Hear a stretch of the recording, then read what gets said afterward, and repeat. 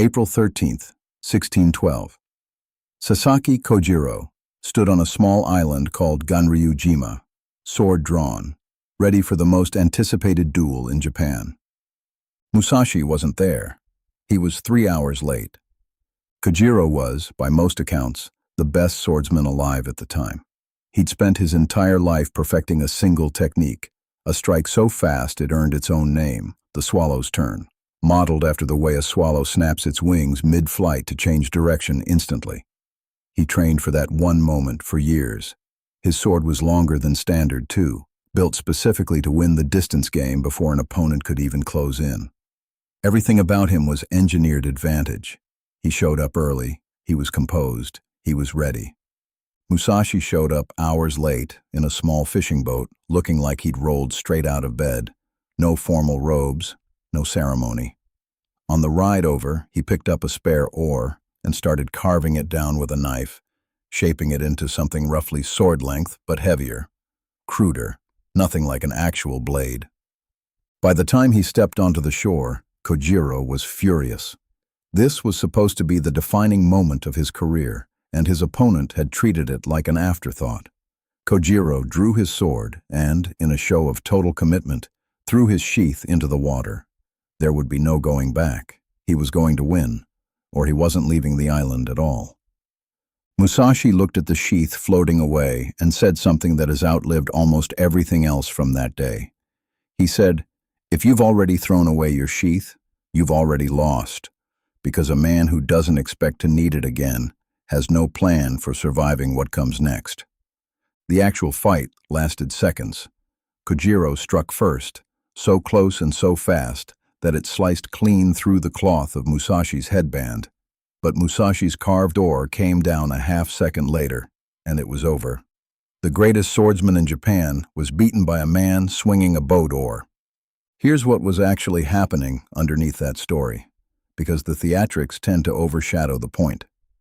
Two completely different relationships with the rules collided on that beach, and only one of them was actually fighting the real fight.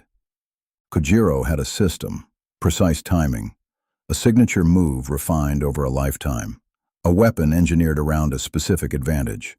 Everything about his approach was built to execute a known form as close to perfectly as a human being could. He showed up that day to win a duel, the duel he had trained for, the one that followed the rules he understood better than anyone alive. Musashi didn't show up to win that duel. He showed up to win whatever this actually turned out to be, once every variable was accounted for. The lateness wasn't laziness. Arriving late in the afternoon put the setting sun directly behind him and in Kojiro's eyes, and it left Kojiro standing in the heat, agitated, before a single blade was drawn. The oar wasn't a joke either. It was longer than Kojiro's sword, and Kojiro had spent his whole career training against opponents with a shorter reach than his own. He had never once trained against this, and the comment about the sheath wasn't trash talk. It was a diagnosis. Kojiro was still thinking like a man about to execute a technique. Musashi was reading the entire situation in front of him, correctly, in real time, and Kojiro wasn't reading any of it at all. This is the same idea Musashi wrote about late in life in his shortest and strangest scroll, the one about the void. Except here, it isn't a philosophy. It's a beach, an oar, and a man 3 hours late. The void isn't some mystical calm you meditate your way into.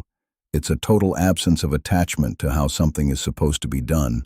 It's the willingness to let the specific moment tell you what it actually needs, instead of showing up with an answer you already decided on the night before. Most people preparing for something that actually matters do exactly what Kojiro did. A negotiation, an interview, a competition, a hard conversation. They perfect the form. They rehearse the version of themselves that they know already works. They walk in ready to execute a plan. The people who consistently win the unpredictable moments in life are usually doing what Musashi did instead. They're reading the specific situation in front of them, and they're treating the correct approach, the textbook approach, as optional rather than sacred. This doesn't mean preparation doesn't matter, Musashi trained with a sword every day of his life to be able to see a moment that clearly and react to it that fast. The training was never the point, though. Seeing clearly in the moment that actually counted was always the point. So the next time you're about to walk into something that matters, stop asking yourself whether you're doing it the right way. Ask a harder question instead. What does this exact moment actually need, regardless of what you rehearsed the night before? The rules got Kojiro to the island on time. They didn't get him off it.